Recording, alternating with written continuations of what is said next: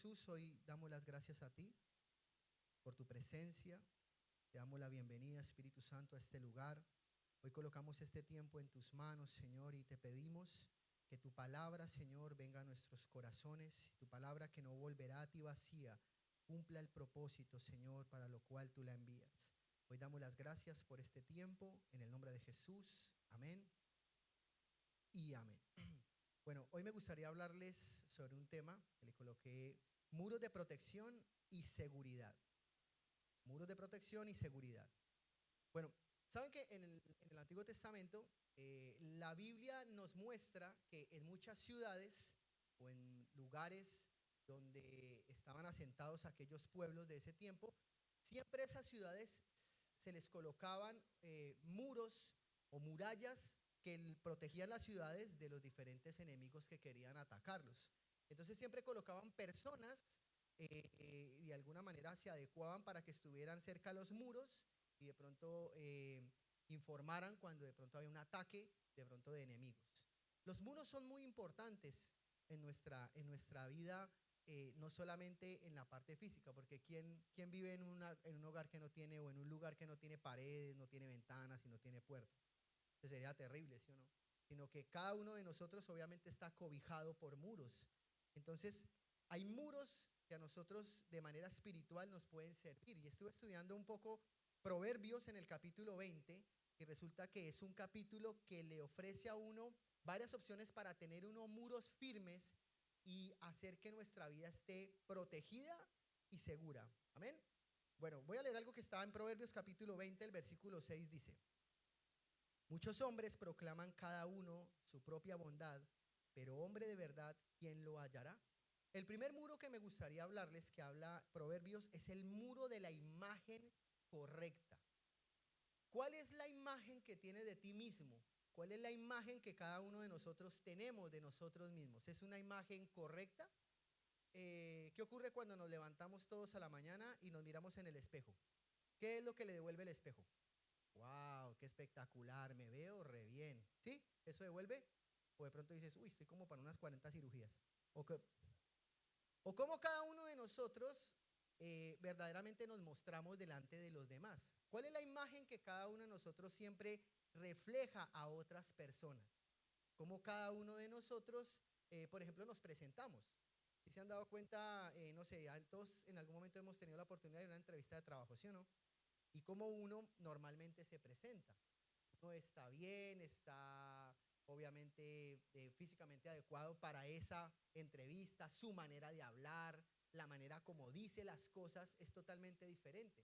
¿Se han dado cuenta cuando hay un par de amigos que de especiales ya casi son novios? ¿Cómo se hablan al principio? ¿Sí o no? ¿Cómo se presentan? Se colocan una cita para ir a tomar café o para tomar algo, y entonces todos ¿cómo van? Bañaditos, arregladitos, bonitos, ¿sí o no? No, cuando pasan 15 años y dice, uy, no, este siempre huele a león de zoológico, no. Uno después con el tiempo empieza a darse cuenta que esto tan bonito no era así. Pero ¿saben que la imagen es tan importante de cómo nosotros mismos nos vemos o cómo nosotros pensamos que las personas nos ven? Nosotros creemos de muchas maneras que la gente nos ve de una forma y de pronto nosotros pensamos que nos ven de otra. Y nosotros mismos a veces tenemos una autoconcepción de nosotros que puede ser equivocada o puede ser correcta o necesita afirmarse un poco más.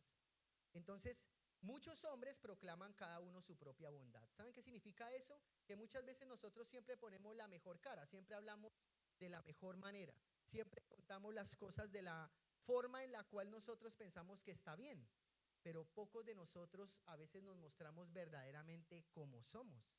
Por ahí se dice, creo que el pastor habló la semana pasada acerca de la integridad, y parte de la integridad es que nosotros somos lo que somos en cualquier lugar, pero a veces somos unos cuando estamos solos o estamos en ciertos ambientes. ¿Sí se han dado cuenta que a veces el ambiente en el que estamos nos cambia? Por ejemplo, hay personas que están de pronto estudiando o trabajando y están muy concentrados en su trabajo, en lo que están haciendo, pero de pronto hacen una reunión del trabajo, una reunión de fin de año, van a cerrar el año, ¿sí o no? Entonces se reúnen todos en su empresa y van a un lugar y les van a hacer una despedida, pero de pronto ponen música y de pronto empieza el ambiente a cambiar, ¿sí o no? ¿Cuál es mi comportamiento? ¿Cómo yo de alguna manera, obviamente comparto con las demás personas, pero qué es lo que la gente ve en mí? ¿Será que de pronto yo estoy en un momento bien y después de pronto me comienzo como a alborotar un poco? Y entonces después comienzo a hacer cosas o a decir cosas que por ahí de pronto no ayudan mucho. Entonces, una parte importante de un muro que puede proteger nuestra vida es cuál es la manera correcta en la que te ves. O piensas que eres una persona de pronto que le falta conocimiento, que no eres muy inteligente, que de pronto hay cosas donde no logras avanzar, que siempre estás estancado dando las vueltas en los mismos problemas o en las mismas situaciones. Y saben que cuando uno de pronto intenta hacer algo, intenta hacer algo, intenta hacer algo y no le sale, en un momento o se entrega o se resigna verdaderamente a pensar que, bueno, eso va a ser muy difícil. Hay un salmo, creo que es el 126, que dice: cuando Jehová hiciere salir a Sión de la cautividad, seremos como los que sueñan. Pero ninguno de nosotros puede salir de una cautividad si todo el tiempo piensa que está preso de algo o que hay algo que no puede superar. Hay gente que no puede superar, por ejemplo, perdonar. No puede superar una culpa de algo que hizo. Hay gente que no puede superar errores del pasado. Hay gente que no puede superar algo que le hicieron. Y seguramente hay cosas que son loables. Que uno dice, sí, pero si a mí me hubiera pasado, también hubiese sido muy complicado para mí. Y yo creo que la imagen correcta nosotros la podemos obtener a través de lo que Dios nos enseña en su palabra. No lo que a veces de pronto alguien nos puede decir. Hay gente que nos ama y nos dice, sí, tú puedes, ánimo, eres el mejor. Pero a veces uno se estanca con una manera de pensar equivocada. Entonces, la otra forma o la otra imagen importante es cómo ustedes y yo vemos a Dios. ¿Cuál es la imagen que tenemos de Él?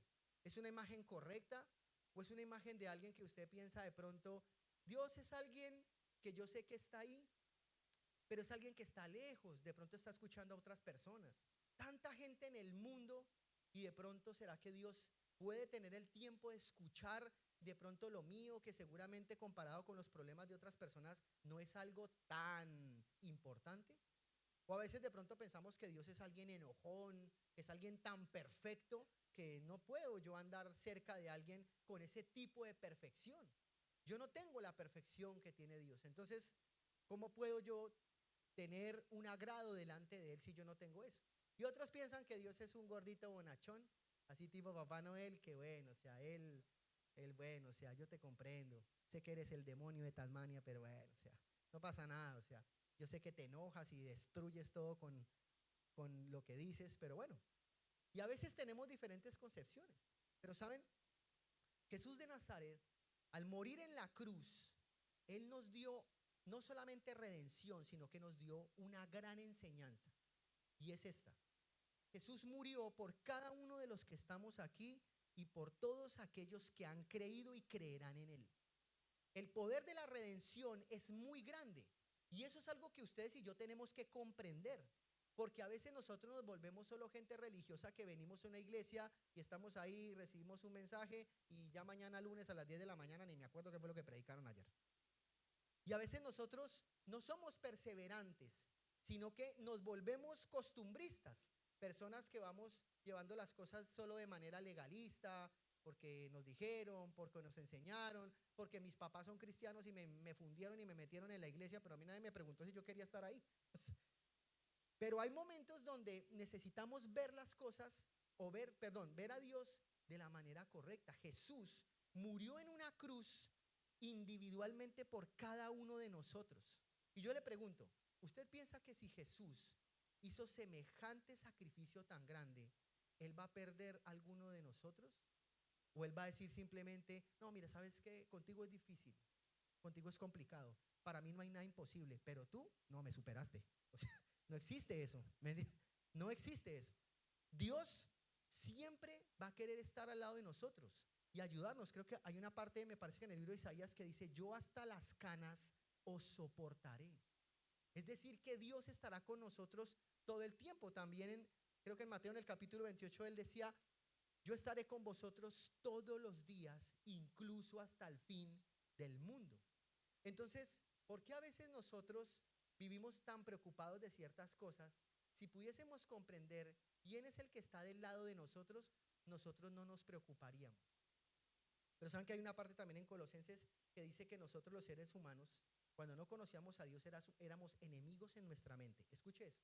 Dice que éramos enemigos en nuestra mente. Me parece que el capítulo 1, el verso 26, no recuerdo bien.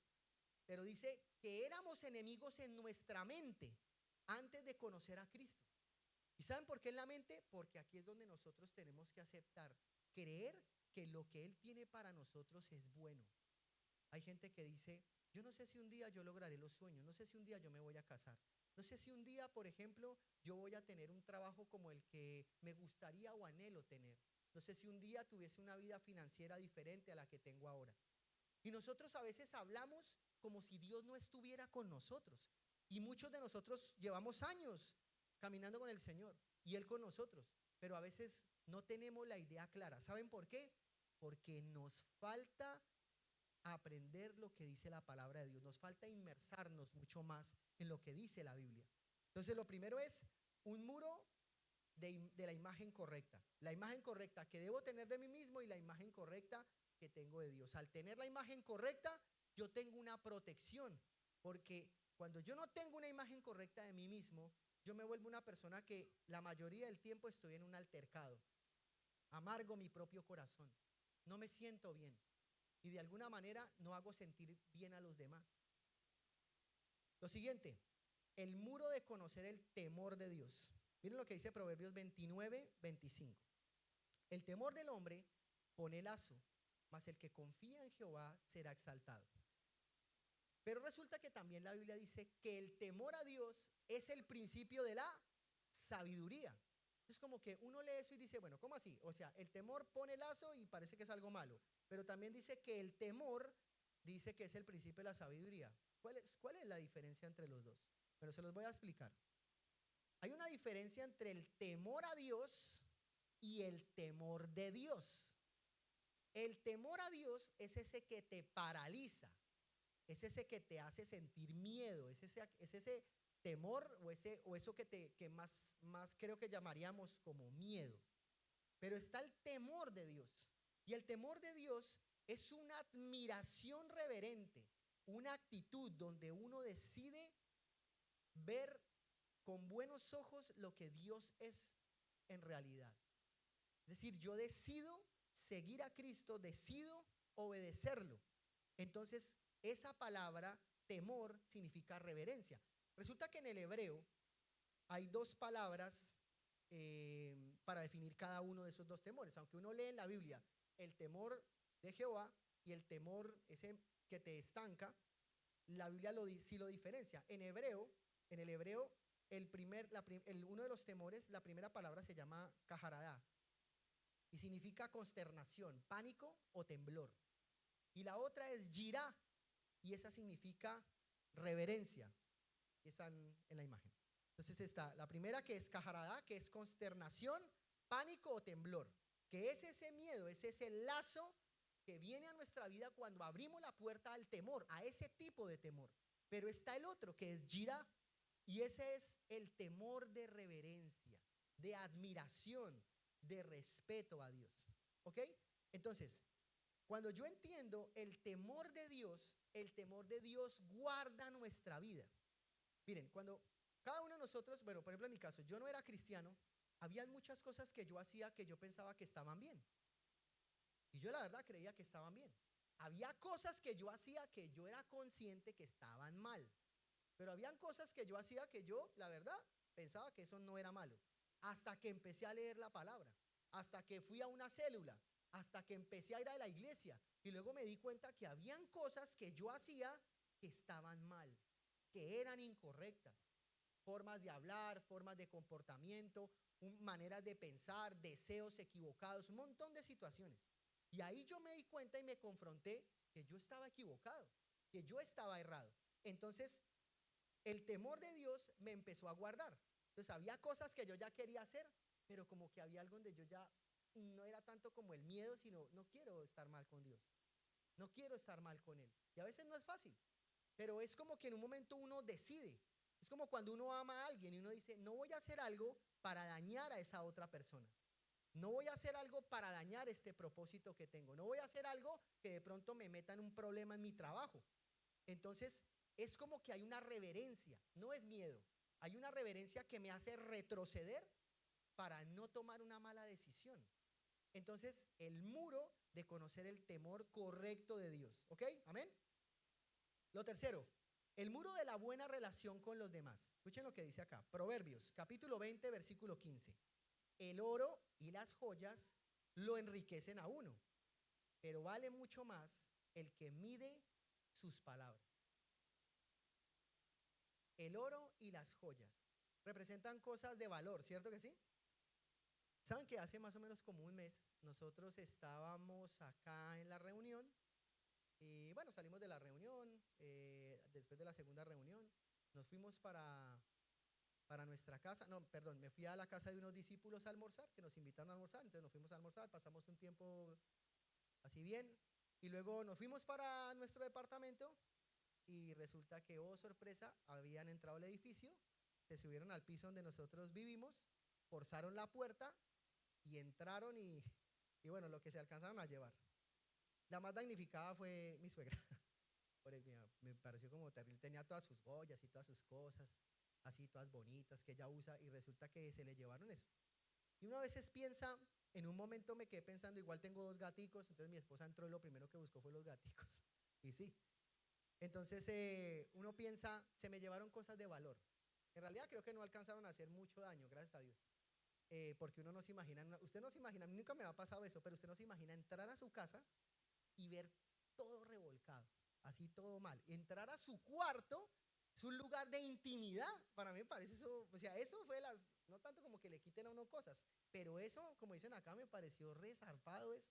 Entrar a la habitación de uno y sacar toda la ropa y sacar todo. Igual se montaron en un peladero porque no tenemos nada ahí. Gracias a Dios. Entonces, como que uno dice, qué fuerte esa imagen, ¿no? Porque te quitan algo que es de valor, como que es algo que tú puedes perder. Pero la Biblia dice, pero vale mucho más el que mide sus palabras. Entonces les pregunto, porque todos nos vemos aquí lindos, bañaditos y ahí perfumaditos el domingo, ¿cierto? ¿Todos hablamos bien? ¿Hablamos de la mejor manera? ¿Nos dirigimos a otros de la mejor forma? ¿Hablamos de una manera bien de los demás, de nuestra familia? ¿Hablamos bien de nosotros mismos? ¿Cómo son nuestras palabras? ¿Nos quejamos de pronto del país, de Colombia, que volvió a quedar en el 6º puesto? Porque, no, pero, no sé, ¿cómo hablamos nosotros de las cosas? Sí, porque a veces somos como esos hinchas de fútbol que son buenos cuando ganan los equipos, ¿no? Y vamos todos adelante, y después, no, todos que se mueran todos, qué mal eso. No debería ser así. Pero ¿cuál es la forma en la que usted habla, por ejemplo, en su casa cuando de pronto se enoja o algo no le gusta, no le agrada, o las cosas no son como salen? ¿Cómo hablamos? ¿Usted sabe cuál es el mayor consejero que usted tiene? Nosotros mismos. Nosotros nos hablamos un montón de cosas. ¿Usted no le ha pasado que usted de pronto está por ahí en la cocina solito y está hablando solo y no se da cuenta? Y usted está gesticulando ahí. A veces mi esposa me mira y me dice, ¿con quién estás hablando? A veces nos pasa eso y estamos como hablando solos. Nosotros somos nuestro mayor consejero. ¿Cuál es el consejo que usted a sí mismo se da cuando está solo? ¿Cuáles son las palabras que usted se dice? De pronto usted está soltero y dice, y no sé, de pronto eso no es para mí. Vieron que hay ciertas edades donde, no sé, entre los 20 y los 30, tomar lo bueno y desechar lo malo. Después de los 30 es, el que a mí viene yo no le echo fuera. Después de los 40, con él estoy juntamente crucificada o crucificado, ¿sí o no? Y uno, de verdad, yo me casé a los 32 años y a los 28 yo me estaba preocupando. Y yo dije, uy, Dios mío, ¿será que no tengo el molde para alguien? Pero saben que Dios nunca llega antes ni después, Él llega en el momento correcto. Pero ¿cómo me hablo yo a sí mismo? ¿Cómo nosotros usamos nuestras palabras con nuestros hijos? ¿Qué pasa si uno de sus hijos es más del lado del deporte que el lado del estudio? ¿Cómo le dice usted las cosas a un hijo? ¿Cómo usted se refiere a él? ¿No sirves? Yo pensé que era diferente. Mamás que dicen, usted sí salió igualito a su papá. Uy, terrible. O cómo nosotros nos dirigimos a nuestro cónyuge. Yo a veces me he dado cuenta que en los matrimonios, yo no sé por qué pasa, que la gente a veces se cree un cónyuge o entre cónyuges se creen los dueños de la vida del otro. Y yo eso no lo entiendo. ¿La Biblia dónde dice eso? La Biblia dice que nosotros somos, el dueño de nuestra vida es el mismo Dios. Pero a veces nos hablamos como, mira, te tienes que comportar de esta manera, tienes que hablar así, tienes que mejor cállate, mejor haz esto, mejor haz lo otro, mejor. Y hay un esposo que también hace lo mismo, es que así no me gusta, porque no miras de otra manera, porque no haces esto de otra forma, porque no hablas. O sea, yo no tengo un cónyuge, tengo a alguien a quien yo le pongo un control y como un robot se tiene que mover. Y no funciona así. Ninguna persona le gusta que de alguna manera sienta que le están controlando la vida. Ahora, no significa que yo no reciba consejo, pero el tema es cómo nosotros nos dirigimos al otro. ¿Sí se han dado cuenta que cuando nosotros hablamos con personas extrañas o con las que no convivimos o no compartimos todo el tiempo, nosotros hablamos bien? ¿Sí se han dado cuenta? Nosotros nos dirigimos bien a las personas. Pero ¿por qué con los que vivimos hay gente que dice, yo me quito el pan de la boca para dárselo a mis hijos? Eso suena, mejor dicho, yo no, un apóstol. O sea, es una cosa espectacular. Y luego llega a la casa y ese mismo pan se lo revolea por la cabeza. No, pero, o sea, no tiene como sentido eso, ¿sí o no? Entonces, yo digo ser alguien que amo mi familia, que quiero, que hago un montón de cosas por ellos, pero luego cuando estamos en la intimidad de nuestro hogar, yo los maltrato, no pido el favor, no digo buenos días, no digo buenas tardes. No se imaginan, cristianos, y nosotros hacemos eso. Escúchame una cosa. No, encima hay que saberlo decir. ¿Sí saben? Usted no dice escúchame algo o escúchame una cosa. Usted tiene que anular la primera sílaba. Usted dice escúchame una cosa. Repitan, escúchame una cosa. ¿Sí ven? Entonces uno dice eso porque lo dice de una manera déspota. No lo dice de una manera cordial. No dice por favor, gracias, buenos días. Uno de pronto se lo dice a un extraño. Pero ¿por qué uno no lo hace en su casa? Porque uno no está en su casa y dice gracias por la cena que preparaste. Gracias por lo que hicimos, porque hoy pasamos un buen tiempo. Gracias porque, no sé, lavaste la loza. Gracias. Es como que ya es algo, se supone que lo tienes que hacer. O como cuando los hijos llegan y dicen, saqué una buena nota. Y entonces, a veces hay un premio, o a veces hay gente que dice, y bueno, es lo que te corresponde. O sea, ¿qué más quieres? O sea, es tu obligación. No haces otra cosa. O sea, el colmo fuera que te fuera mal. ¿Se imagina con esa motivación? Entonces, ¿cuál es la forma? ¿Cuáles son las palabras que nosotros usamos? El muro de la relación con los demás. Escúcheme bien esto, en esta parte. Proverbios, el capítulo 20, el versículo 19. En la Reina Valera dice, el que anda en chismes descubre el secreto. No te entremetas pues con el suelto de lengua. Y mire lo que dice la versión, la palabra de Dios para todos. El chismoso no es digno de confianza. No busques la amistad del que habla demasiado. Al que le encanta el dulce de leche del chisme, nada mejor que le digan, sí supo, ¿no? ¿No le han contado? ¿No sabe lo que pasó? Y encima, no es que uno de pronto va y cuenta lo que le pasa a uno, ¿sí o no? Porque nosotros no hacemos eso. Nosotros, como decía el versículo al principio, todos los hombres muestran su buena bondad, ¿sí o no? Todos igual, los que predicamos y tenemos ese privilegio o los que de alguna manera cuentan algo, todos contamos, no, imagínense en que le pasó a fulano, uy, terrible, no se imaginan. Pero uno no se para y cuenta lo de uno, ¿cierto que no? Uno no se va y dice, imagínense que yo estoy haciendo algo que no está bien, imagínense que yo tengo secretos, imagínense que yo estoy haciendo las cosas mal, uno no hace eso. Entonces, se sientan y empiezan a hablar de otras personas. Encima, a veces cuentan algo que ni siquiera era de esa manera. Entonces terminan dañando la imagen de otra persona.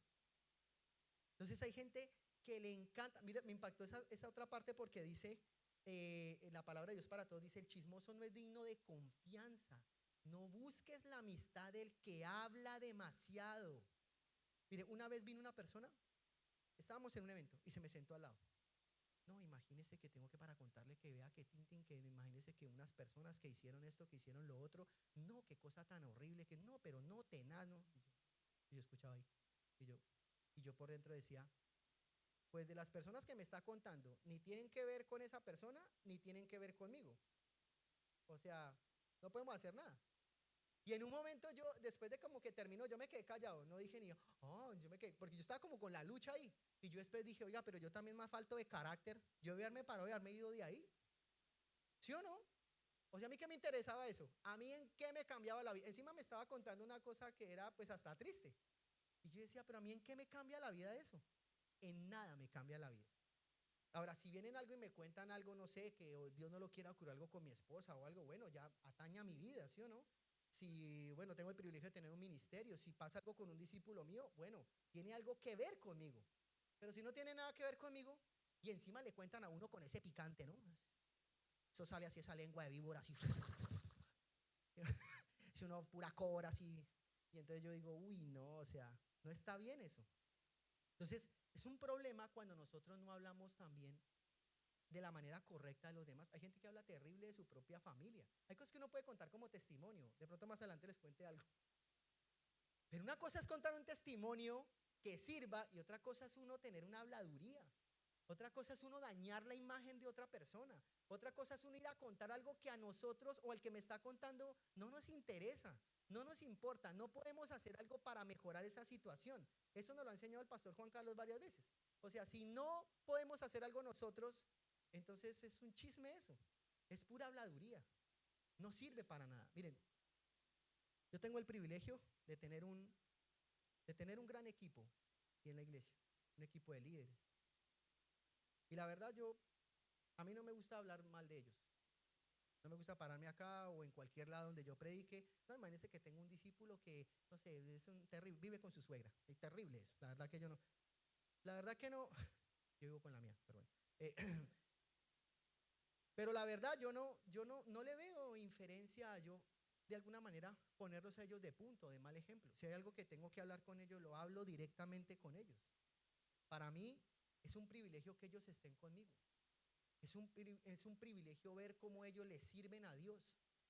Es un privilegio saber que tengo un equipo, pues que son muy buenos, de verdad. Yo no puedo decir que tengo uno ahí como medio, no, todos son excelentes, como dice la Biblia en el cuerpo de Cristo, y unos son manos, y otros son pies, y otros son ojos. Todos tienen características especiales.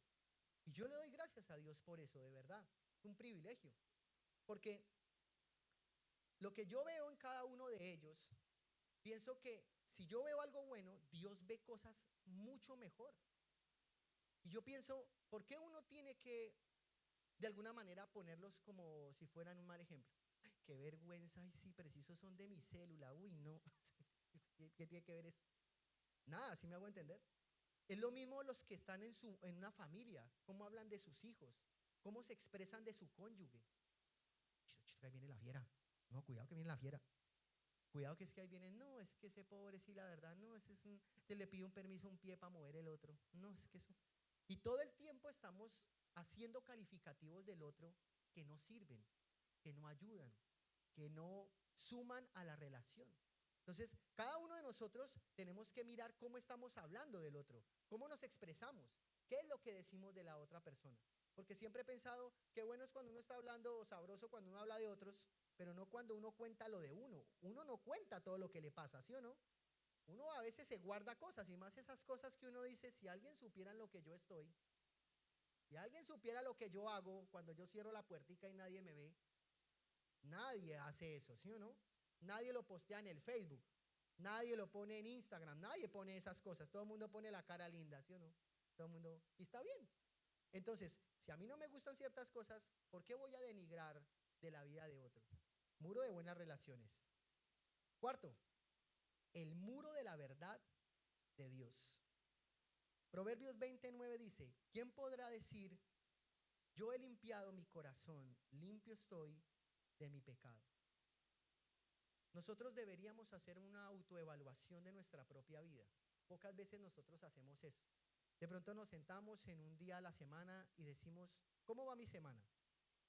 ¿Cómo hago yo las cosas? ¿Cómo de alguna manera estoy llevando las cosas en mi trabajo? ¿Si estoy rindiendo o no estoy rindiendo? ¿Si estoy haciendo las cosas bien con mi familia o no las estoy haciendo bien?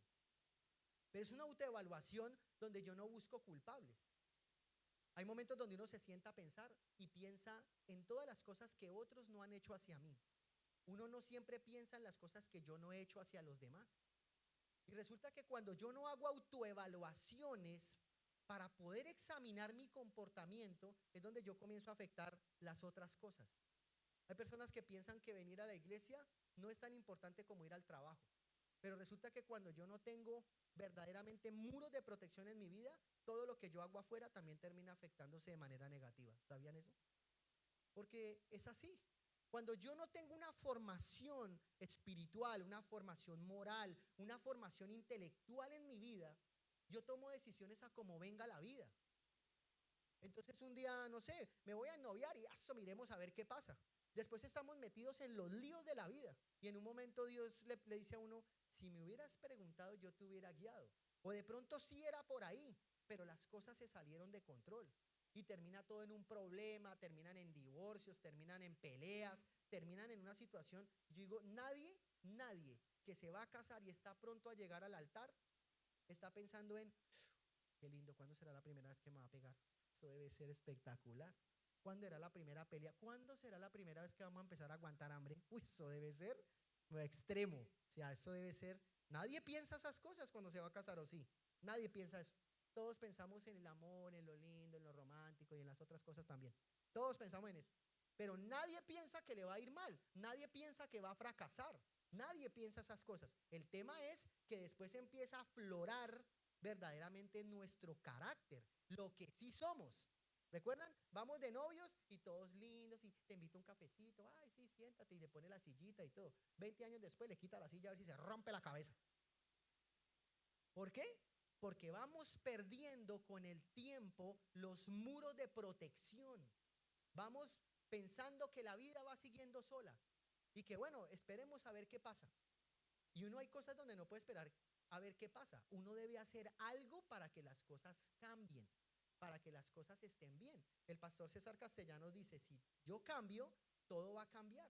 Pero hay gente que yo no sé, mire, que funde en la cabeza pensando que el otro tiene que hacer cambios. Entonces, mire, yo escucho gente que en esta parte de la verdad de Dios, nosotros a veces tenemos justificaciones. Y uno se sienta con personas y empiezan, no, mira, yo sé que yo me equivoqué y sé que cometí un error. No, pero es que usted no se imagina lo que el otro hizo. Es como yo decir, voy a orar, ¿no? Señor Jesús, aquí estoy, Señor, mira, yo la verdad me equivoqué, cometí un error, me mandé una macana, pero bueno, Señor, pues es que tú tienes que entender que yo soy de carne y hueso. O sea, yo también siento. Y pues tú me tienes que perdonar. Y sí, papá, porque otra no tiene. ¿Qué quiere que le diga? Y uno a veces piensa que va delante de Dios con una oración así o delante de personas y uno de pronto piensa que va a salir justificado. Y nadie va a salir justificado si todo el tiempo tiene una justificación. El Señor Jesús lo decía en una parábola, dice que dos hombres subieron a orar, uno fariseo y el otro publicano. El fariseo comenzó a orar, Señor, gracias te doy porque no soy como este publicano, porque yo ayuno 2 veces a la semana, porque diezmo todo lo que tengo, de lo que gano, y gracias porque no soy como él.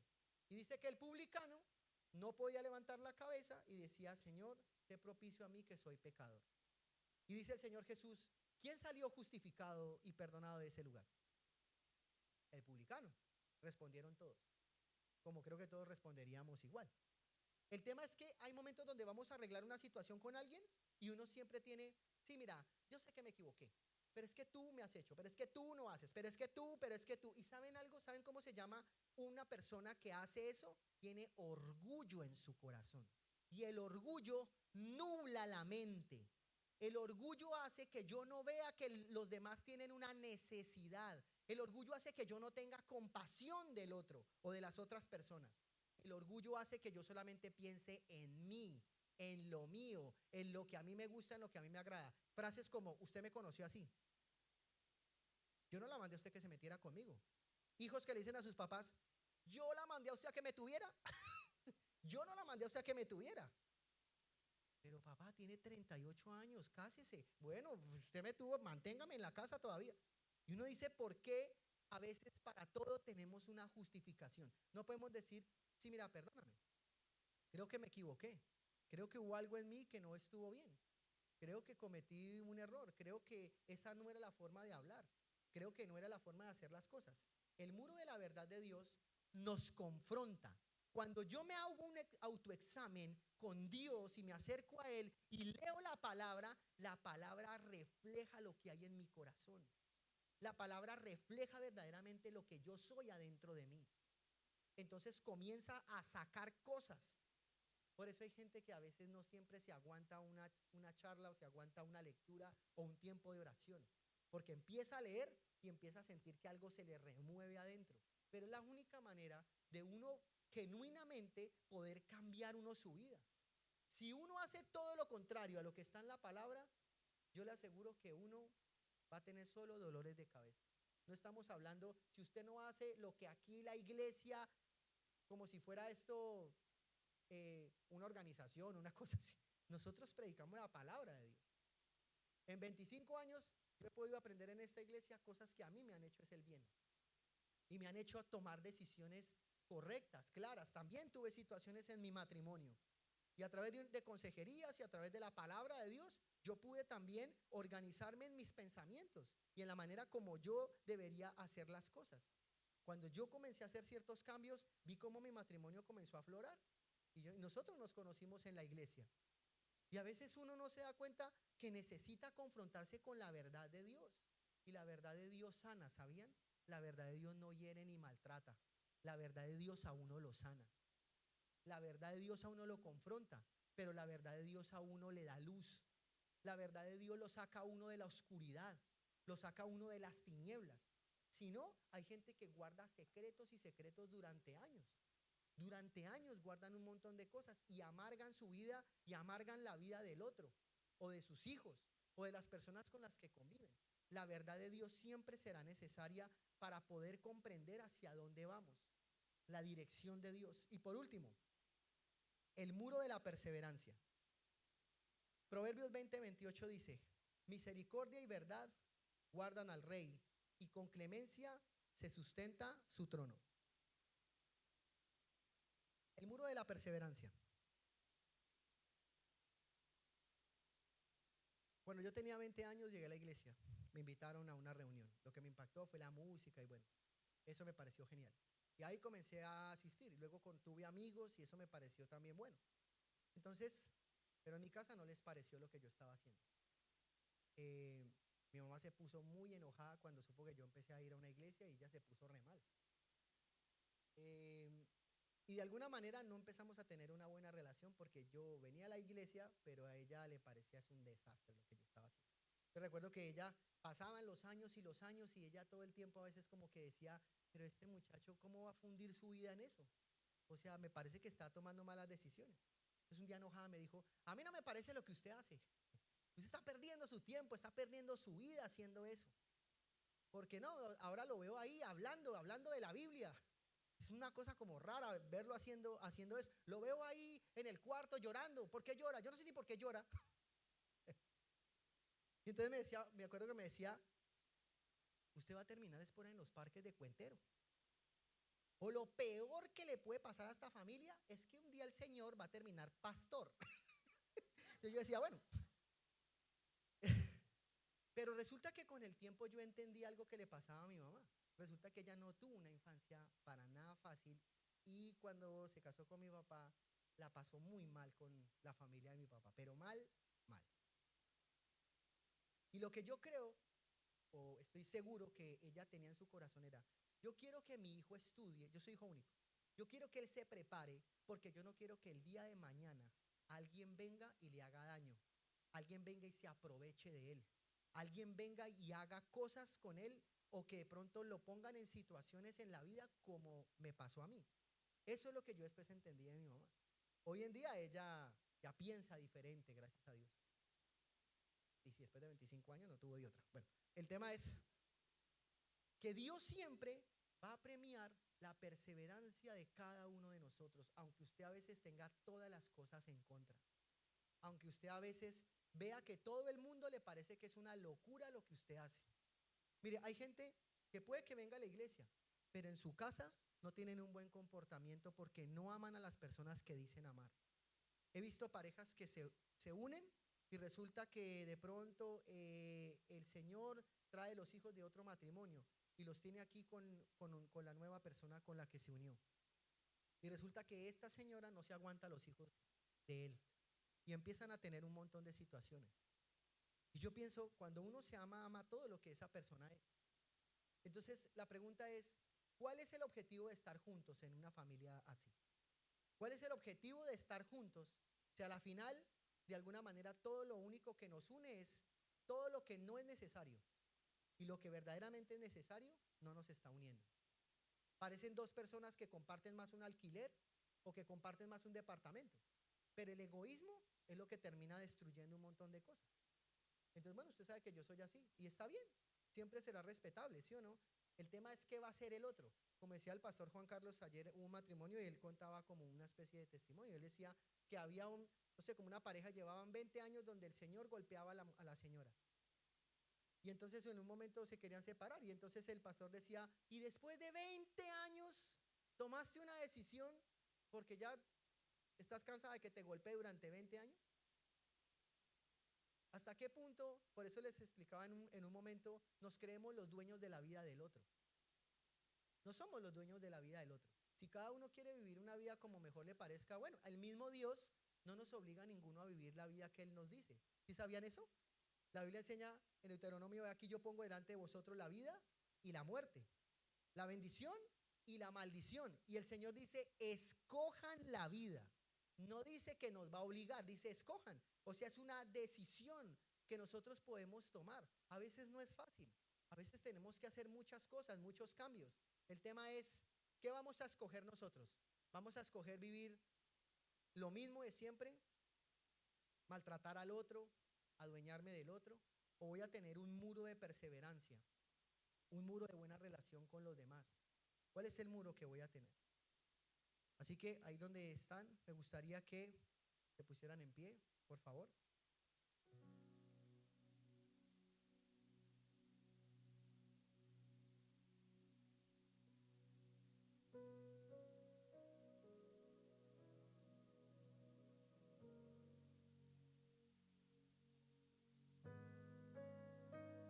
Ponerlos en pie no es una cosa rara, es para que no se me duerman.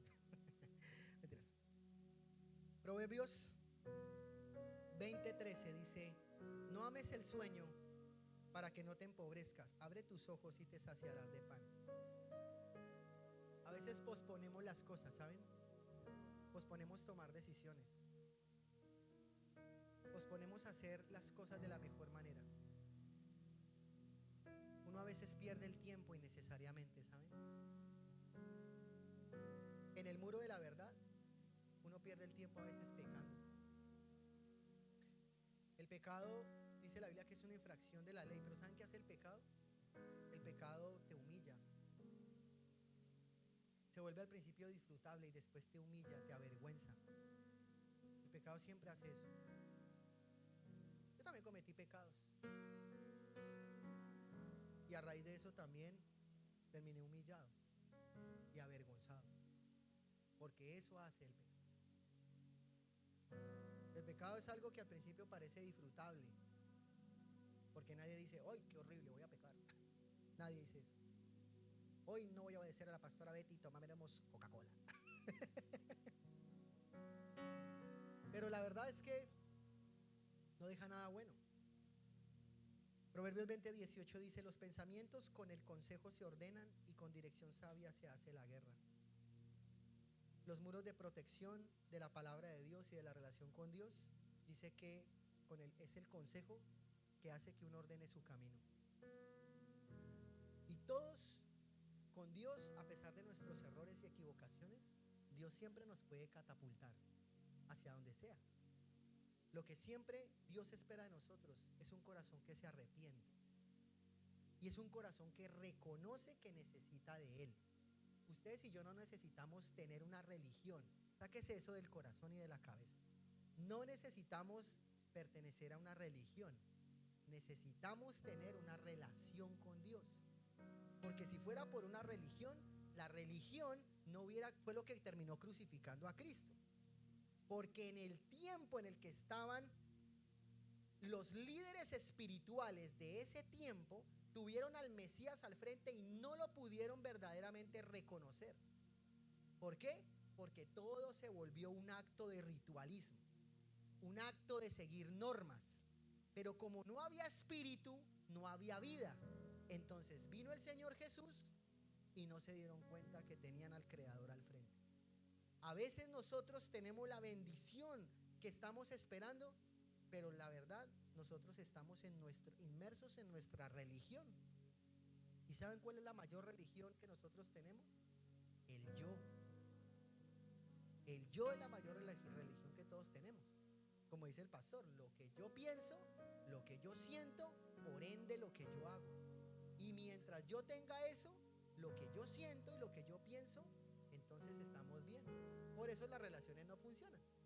Porque yo quiero esto, yo pienso esto, y como no pensamos lo mismo, entonces empezamos a tener líos.